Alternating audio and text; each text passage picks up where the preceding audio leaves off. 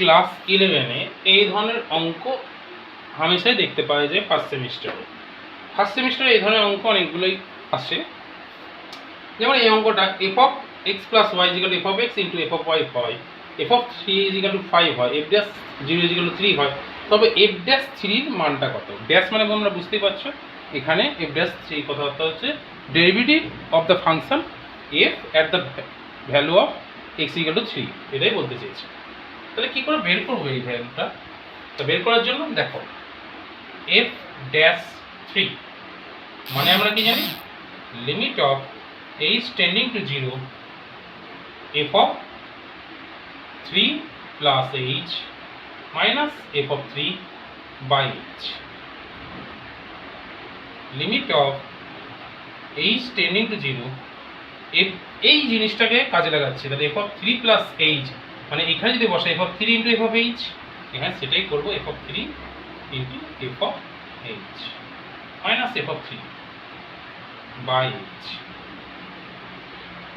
Limit of h tending to 0 f of 3 আমার common চলে এলো, থাকলো হচ্ছে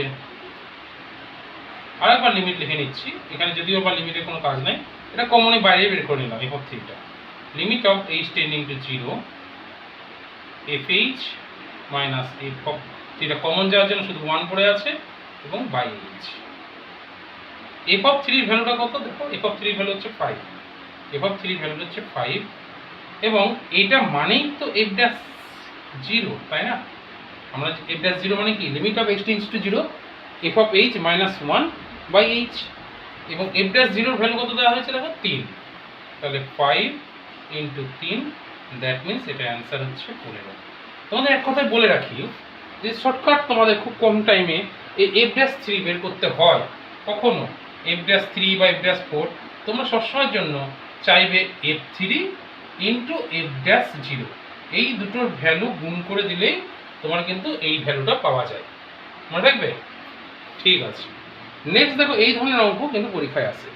F of is equal to 1 plus X plus X square by 2 X cube by 3 dot dot X to the power 10 by 10, এই x to the 100 by 100 হলে F dash 1 এর ভ্যালুটা কত? দেখো অঙ্কটা টুকে নিচ্ছে আগে। F of x is equal to 1 plus X plus x square by 2 plus x cube by 3 plus dot dot dot dot x to the power 100 by 100। আমি প্রথমে কি f ড্যাশ হচ্ছে মানে কি ডেরিভেটিভ করতে বলা হয়েছে, তাহলে f ড্যাশ x সমান সমান 1 এর ডেরিভেটিভ 0 হয়, x এর derivative 1, x square derivative 2x by 2, x cube এর ডেরিভেটিভ 3x স্কয়ার by 3, এই হবে চলতে চলতে, এবং এটা কত হবে 100 আগে চলে আসবে, x to the power 99 by 100। তাহলে f ড্যাশ x এটা বেরোলো কত? 1, এই 2 2 কেটে গেলে x প্লাস 3 3 কেটে গেলে x স্কয়ার, এরকম ভাবে প্রত্যেকটা টার্মই কাটতে কাটতে 100 কেটে গেলে x টু দি পাওয়ার 99। এবার আমি কি করব, x এর জায়গায় আমি 1 বসাবো, তাহলে 1 plus 1 plus 1 square plus 1 cube, এইভাবে বাড়তে বাড়তে বাড়তে বাড়তে কতগুলো টার্ম থাকবে 1 টু দি পাওয়ার 99। এবার আমরা সবাই জানি যে 1 টু দি পাওয়ার যাই হোক না কেন তার ভ্যালু 1ই হয়, তাহলে এখান থেকে এইটুকুনি দেখো 99 খানা টার্ম আর এখানে একটা টার্ম, টোটাল 100 খানা টার্ম যোগ হলে অ্যান্সার হয়ে যাবে 100। কেমন লাগলো কমেন্টসে অবশ্যই জানিও।